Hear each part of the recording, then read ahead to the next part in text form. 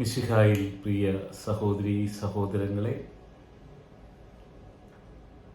തിരുസഭയിൽ ഇന്ന് അഭിമുഖീകരിക്കുന്ന പ്രതിസന്ധികൾ കർത്താവായ ദൈവം അറിയാതെയാണോ? തീർച്ചയായിട്ടും നാം മനസ്സിലാക്കുക, കർത്താവ് നമ്മൾ ഏൽപ്പിച്ചിരിക്കുന്ന ദൗത്യങ്ങൾ പൂർത്തീകരിക്കുക എന്നത് അവിടുത്തെ തിരഞ്ഞെടുക്കപ്പെട്ട മക്കൾക്ക് മാത്രമാണ് ആ അവകാശം നൽകിയിട്ടുള്ളൂ. അതെ, നാം ഓരോരുത്തരും കർത്താവിനോട് എത്ര വിശ്വസ്തത പുലർത്തുന്നു എന്നത് ദൈവം നമ്മളെ പരീക്ഷിക്കുവാൻ തന്നെ തയ്യാറെടുത്തിട്ടുണ്ട് എന്നുള്ളത് തന്നെയാണ്. ഈ ലോകത്ത് നാം ആരും ആഗ്രഹിച്ചിട്ടല്ല ഈ ഭൂമിയിലേക്ക് വന്നതെങ്കിൽ തീർച്ചയായും ഈ വന്ന വ്യക്തിക്ക് ഒരു ദൗത്യം ദൈവം നൽകിയിട്ടുണ്ട്.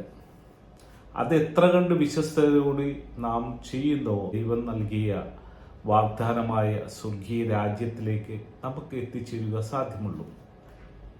ചെറുതും വലുതുമായ പല കാര്യങ്ങളിലും നാം വിശ്വസ്തത കാണിക്കാതെ, ദൈവത്തിനോട് നീതി പുലർത്താതെ, നമ്മുടെ ഈ ലോകത്ത് കിട്ടിയ അവസരങ്ങൾ നഷ്ടപ്പെടുത്തിക്കൊണ്ട് നാം മുന്നോട്ട് നയിക്കുന്നുവെങ്കിൽ നാം തീർച്ചയായിട്ടും സ്വർഗീയ രാജ്യത്തിന് അവകാശം ലഭിക്കില്ല എന്നത് തന്നെയാണ് നമുക്ക് വചനത്തിലൂടെ ലാസറിൻ്റെയും ധനവാന്റെയും ഉപമയിലൂടെ കർത്താവായ യേശു നമ്മളെ ഉദ്ബോധിപ്പിക്കുന്നത്. എന്തുകൊണ്ട് കർത്താവ് ഈ ഒരു വചനഭാഗം നമ്മളിലെ ഉദ്ബോധിപ്പിക്കുന്നത്? നമ്മളിൽ നൽകിയിരിക്കുന്ന ദൈവത്തിൻ്റെ ആത്മാവിനെ പരിപോഷിപ്പിക്കുവാൻ ശ്രമിക്കാതെ ഈ ലോകത്തെ മാത്രം ഫോക്കസ് ചെയ്തുകൊണ്ടിട്ടുള്ള ജീവിതയാത്ര നടത്തുന്ന സഭ അധികാരികളുണ്ട്. ഓരോരോ ദൗത്യങ്ങളും ഏറ്റെടുത്തിരിക്കുന്നതായ മക്കളുണ്ട്. എന്നാൽ ഇന്ന് കാണുന്ന പ്രതിസന്ധിയിൽ നാം കർത്താവിനോട് യോജിച്ച രീതിയിൽ, പരിശുദ്ധനായ ദൈവത്തിനോട് ചേർന്നുള്ള രീതിയിൽ പരിശുദ്ധിയോടെയാണോ നാം പ്രവർത്തിക്കുന്നതെന്ന് വിചിന്തനം ചെയ്യുന്നത് നന്നായിരിക്കുമെന്ന് എനിക്ക് തോന്നുന്നു. ഇന്ന് നമ്മുടെ പ്രത്യേകിച്ച് എറണാകുളം അങ്കമാലി അതിരൂപതയിൽ ഇന്ന് സംഭവിച്ചു കൊണ്ടിരിക്കുന്ന ഓരോ പ്രശ്നങ്ങളിലും സാത്താന് സ്വാധീനം കൊടുത്തതായിട്ട് തന്നെ നമുക്ക് മനസ്സിലാക്കാം.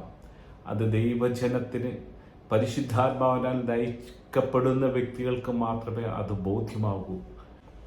കർത്താവിൻ്റെ വചനം നമ്മളെ ബോധ്യപ്പെടുത്തുന്നത്, നിങ്ങൾ എന്നെ തിരഞ്ഞെടുത്തതല്ല, ഞാൻ നിങ്ങളെ തിരഞ്ഞെടുത്തതാണ്. നിങ്ങളെ ഞാൻ തിരഞ്ഞെടുത്തിട്ടു ഉണ്ടെങ്കിൽ നിങ്ങൾക്കതിനുള്ള എല്ലാ ശക്തിയും ജ്ഞാനവും എല്ലാം നൽകിയിട്ട് തന്നെയാണ് ഈ ഭൂമിയിൽ നിന്നെ നിലനിർത്തുന്നത്. എന്നാൽ നീ പ്രലോഭനങ്ങളിൽപ്പെട്ട്, ആദിപിതാവും ആദാവും പ്രലോഭനങ്ങളിൽ പെട്ടതുപോലെ തന്നെ രക്ഷകനായ യേശു നൽകിയ രക്ഷയെ മാനിക്കാതെ, ആ സമാധാനത്തെ സ്വീകരിക്കാതെ നാം ഇന്ന് ലോകത്തിൻ്റെ പിറകെ പോകുമ്പോൾ ദൈവം നമ്മളിൽ ഏൽപ്പിച്ചിരിക്കുന്ന ദൗത്യം നിങ്ങൾ നിറവേറ്റുന്നുണ്ടോ? തിരുസഭയെ നയിക്കുവാനായിട്ട് ഓരോരോ ക്രമങ്ങൾ കർത്താവ് ഒരുക്കിയിട്ടുണ്ട്. ശുശ്രൂഷകരുണ്ട്, സഭ അധികാരികളുണ്ട്, അൽമായരുണ്ട്, ദൈവജനമുണ്ട്. അങ്ങനെ പല പല സിസ്റ്റത്തിലൂടെ, ശുശ്രൂഷകളിലൂടെ ദൈവജനം ദൈവരാജ്യത്തെ ഉദ്ഘോഷിക്കുമ്പോൾ, ദൈവമഹത്വം മറ്റുള്ളവരിലേക്ക് നമ്മൾ വിളംബരം ചെയ്യുമ്പോൾ നാം ഓരോ കർത്തവ്യങ്ങളിലൂടെ വിശ്വസ്തതയോടെ ആയിരിക്കണം നാം ചെയ്യേണ്ടത്. എന്നാൽ നിർഭാഗ്യമെന്ന് പറയട്ടെ, പലരും സാത്താൻ്റെ കെണിയിൽപ്പെട്ടുപോയി ദൈവത്തിന് സർവീസ് ചെയ്യേണ്ടവരായ സഭാധികാരികളും പുരോഹിതരും സന്യസ്തരും അൽമായരുമെല്ലാം ദൈവത്തിൽ നിന്ന് അകന്ന് ലോകത്തിന് മാത്രം ഫോക്കസ് ചെയ്യുന്നതായ ഒരു അവസ്ഥയിലൂടെയല്ലേ സഞ്ചരിക്കുന്നത്. തീർച്ചയായിട്ടും ഇത് കർത്താവ് അറിയാതെയല്ല. നിങ്ങൾക്ക് അതിനുള്ള എല്ലാ നന്മയും തിന്മയും സ്വീകരിക്കുവാനായിട്ടുള്ള അധികാരം, അവകാശം ദൈവം നൽകിയിട്ടുണ്ട്. ഒരു അവകാശവും എടുത്തു കളഞ്ഞിട്ടില്ല. അപ്പോൾ നിങ്ങളിൽ പ്രലോഭകൻ വന്നു നിങ്ങളെ പ്രലോഭിപ്പിച്ചപ്പോൾ നിങ്ങൾ ദൈവത്തിൻ്റെ ആത്മാവിനെ വിട്ടുകളഞ്ഞ് സാത്താൻ്റെ ആത്മാവിനെ നിങ്ങളുടെ ഹൃദയത്തിലേക്ക് കൊണ്ടുവരികയും സാത്താൻ ഇച്ഛിക്കുന്ന പ്രവൃത്തികൾ ചെയ്യുന്നത് കൊണ്ടുമല്ലേ ഏറ്റവും വലിയ ദാനമായ ദൈവപുത്രനായ യേശുവിൻ്റെ ദിവ്യബലിയെപ്പോലും നിങ്ങൾ അവഹേളിച്ചുകൊണ്ട് പിതാവായ ദൈവത്തിൻ്റെ ക്രോധം ഈ സഭയിലേക്ക് ഇരന്നു വാങ്ങുന്നത്? ഇന്നും ആ വിദ്വേഷം വെച്ചുകൊണ്ട് ബലി അർപ്പിക്കുന്നുവെങ്കിൽ നിങ്ങൾ അർപ്പിക്കുന്ന ബലി ദൈവത്തിന് സ്വീകാര്യമാണോ? പുരോഹിതരെ നിങ്ങൾക്ക് മുന്നറിയിപ്പ് നൽകുന്നു. നിങ്ങൾ ദൈവവുമായിട്ടുള്ള ഉടമ്പടി ലംഘിച്ചുകൊണ്ട് ദൈവജനത്തെ നിത്യനാശത്തിലേക്ക് അയക്കുമ്പോൾ ഇതിനെല്ലാം നിങ്ങൾ കണക്ക് കൊടുക്കേണ്ടി വരും. സന്യസ്തരെ, നിങ്ങളെടുത്ത ഉടമ്പടി, നിങ്ങളെടുത്ത വ്രതം ആർക്കു വേണ്ടിയായിരുന്നു? നിങ്ങളെ ഈ ഭൂമിയിലേക്ക് ദൈവം അയച്ചത് സാത്താന് വേണ്ടിയിട്ടായിരുന്നുവോ? അതുപോലെ തന്നെ മെത്രാന്മാരായിട്ടുള്ള ഇടയന്മാർ പലരും നിസ്സംഗത കാണിക്കുമ്പോൾ, ഉപേക്ഷയാണ്, ദൈവത്തിന് വേണ്ടി പ്രവർത്തിക്കേണ്ട സമയം നൽകിയപ്പോൾ അത് വിനിയോഗിക്കാതെ ഈ ലോകത്തിൻ്റെ സുഖ സൗകര്യങ്ങളിലേക്ക് വേണ്ടി മാത്രം നിങ്ങൾ സഞ്ചരിക്കുമ്പോൾ തീർച്ചയായിട്ടും നിങ്ങൾക്ക് സ്വർഗീയ വാസം ലഭിക്കുവാനുള്ള അവസരം നഷ്ടപ്പെടുത്തുകയാണ് നിങ്ങൾ ചെയ്യുന്നത്. ചെറിയ ശുശ്രൂഷയായാലും വലിയ ശുശ്രൂഷയായാലും ക്രിസ്തുവിനോട് വിശ്വസ്തത ചേർന്ന് നിൽക്കുമ്പോൾ മാത്രമാണ് അതിന് വിലയുള്ളത്. അതുതന്നെയാണ് വിധവയുടെ ചില്ലിക്കാശിനെ കുറിച്ചിട്ട് യേശു നമ്മളെ ഉദ്ബോധിപ്പിച്ചത്. ഓരോ മനുഷ്യരും നൽകിയിരിക്കുന്ന ശുശ്രൂഷയെ അത് വിശ്വസ്തയോടെ യേശുവിനു വേണ്ടി അർപ്പിക്കുമ്പോൾ, ഞാനൊന്നുമല്ല, എൻ്റെ കർത്താവാണ് എന്നോട് കൂടെ പ്രവർത്തിക്കുന്നത് എന്നുള്ള ചിന്തയില്ലാതെ ഇന്ന് ഓരോ ദിവ്യബലികളിലും കർത്താവിനെ അവഹേളിക്കുമ്പോൾ, വിളിച്ചു വരുത്തിയ അതിഥിയെ അവഹേളിക്കുന്ന പോലെയല്ലേ പുരോഹിതരെ നിങ്ങൾ ചെയ്തു കൂട്ടുന്നത്? നിങ്ങളുടെ പഠനങ്ങളും പ്രവർത്തനങ്ങളും എല്ലാം കർത്താവിനെതിരെയാകുമ്പോൾ നിങ്ങളെങ്ങനെ ദൈവമക്കളാകുന്നു, കർത്താവിൻ്റെ പുരോഹിതരാകുന്നു? നിങ്ങൾ ബ്ലാക്ക് മാസ് ചെയ്യുന്ന പുരോഹിതരെ ആകുന്നുള്ളൂ. ആയതിനാൽ അനുതപിക്കുവാനായിട്ടുള്ള അവസരം നിങ്ങൾക്ക് ലഭിക്കുമെങ്കിൽ വളരെ ഭാഗ്യം. ഇന്നും കാണുന്നത് എറണാകുളം അങ്കമാലി അതിരൂപതയിൽ വളരെയധികം വൈദികർ ദൈവ സ്ഥാപിച്ച സഭയ്ക്കെതിരെ പ്രക്ഷോഭങ്ങൾ ഉണ്ടാക്കിക്കൊണ്ടും അനുസരണക്കേട് കാണിച്ചുകൊണ്ടും ദിവ്യബലിയെ നിന്ദിച്ചുകൊണ്ടും സഭയോട് ചേർന്ന് ദൈവത്തിന് ആരാധന അർപ്പിക്കുന്ന ദൈവജനത്തെ ദേവാലയങ്ങളിൽ നിന്ന് അകറ്റിക്കൊണ്ട് ദൈവത്തിന് നൽകുന്ന ശുശ്രൂഷയെ അവഹേളിച്ചുകൊണ്ട് ദൈവത്തിന് വിശുദ്ധമായ ബലിയർപ്പിക്കുവാൻ വേണ്ടി ആഗ്രഹിക്കുന്ന എല്ലാ വ്യക്തികളെയും അകറ്റിക്കൊണ്ട് സാത്താന് വേണ്ടി ജോലി ചെയ്യുന്നവരായ നിങ്ങളാണോ യഥാർത്ഥ പുരോഹിതർ? സ്വയം ചിന്തിക്കുക. നിങ്ങൾക്കത് ചിന്തിച്ചു കഴിഞ്ഞാൽ മനസ്സിലാക്കുവാനുള്ള അവസരം വളരെ കുറവായിരിക്കും. അല്ലെങ്കിൽ അത്രക്ക് മേൽ നിങ്ങൾ അനുദപിക്കുവാനുള്ള കൃപാവരം പിതാവായ ദൈവം നൽകിയാൽ മാത്രമേ നിങ്ങൾക്കതിന് സാധ്യമാകൂ. ഞാനിപ്പോഴും ചോദിക്കുകയാണ്, ഈ ദൈവജനത്തിന് വചനം ശരിയായ രീതിയിൽ മനസ്സിലാക്കുവാൻ സാധിക്കുന്നില്ലയോ? നിങ്ങൾ ഒരു പുരോഹിതനെയോ ഒരു സന്യസ്തനെയാണോ നിങ്ങൾ ഫോളോ ചെയ്യേണ്ടത്? നിത്യപുരോഹിതനായ യേശുവിനെയാണ് നിങ്ങൾ ഫോളോ ചെയ്യേണ്ടത്. നിങ്ങൾക്കത് അതിനുള്ള ജ്ഞാനം ദൈവം നൽകിയിട്ടില്ലയോ? നിങ്ങൾ സമ്പത്തിൻ്റെ പുറകെ പോകുമ്പോൾ ആ ജ്ഞാനം നിങ്ങൾക്ക് വിനിയോഗിക്കാൻ പറ്റില്ല. നിങ്ങൾ സുഖലോലുപതയ്ക്ക് വേണ്ടി മാത്രം സഞ്ചരിക്കുമ്പോൾ നിങ്ങൾക്കൊരിക്കലും ആ ജ്ഞാനത്തിൻ്റെ ആ ദാനം നിങ്ങൾക്ക് മനസ്സിലാക്കാൻ പറ്റില്ല.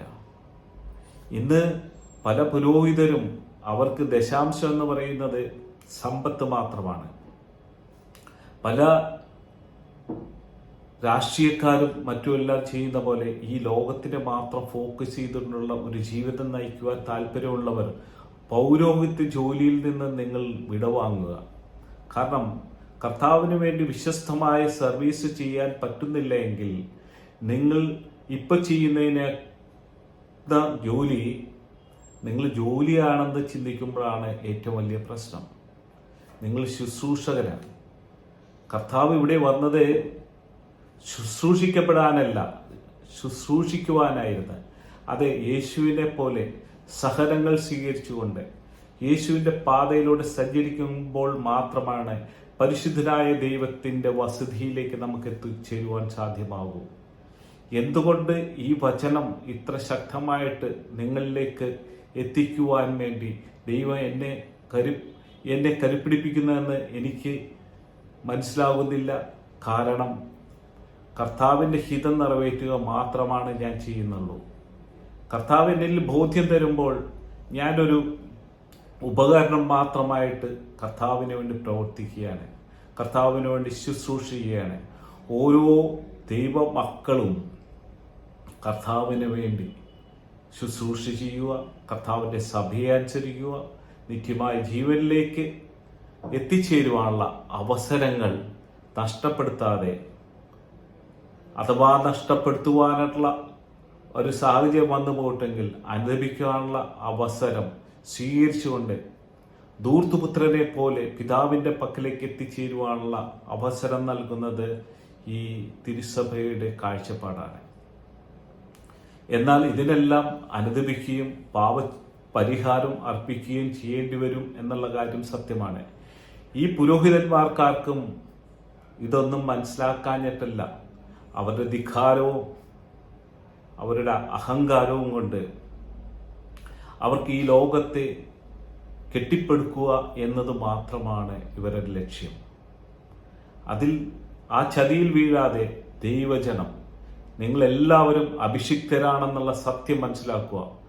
ദൈവജനത്തിന് ഇപ്പോഴും ജ്ഞാനം ലഭിച്ചിട്ടില്ല എന്നതാണ് സത്യം. ആരാണ് അഭിഷിക്തർ?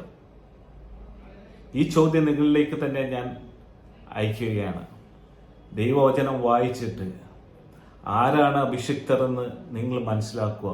നാം ഓരോരുത്തരും ദൈവത്തിൻ്റെ അഭിഷിക്തരാണ്, രാജീയ പൗരോഹിത്യത്തിലുള്ളവരാണ് എന്ന സത്യം മനസ്സിലാക്കുക.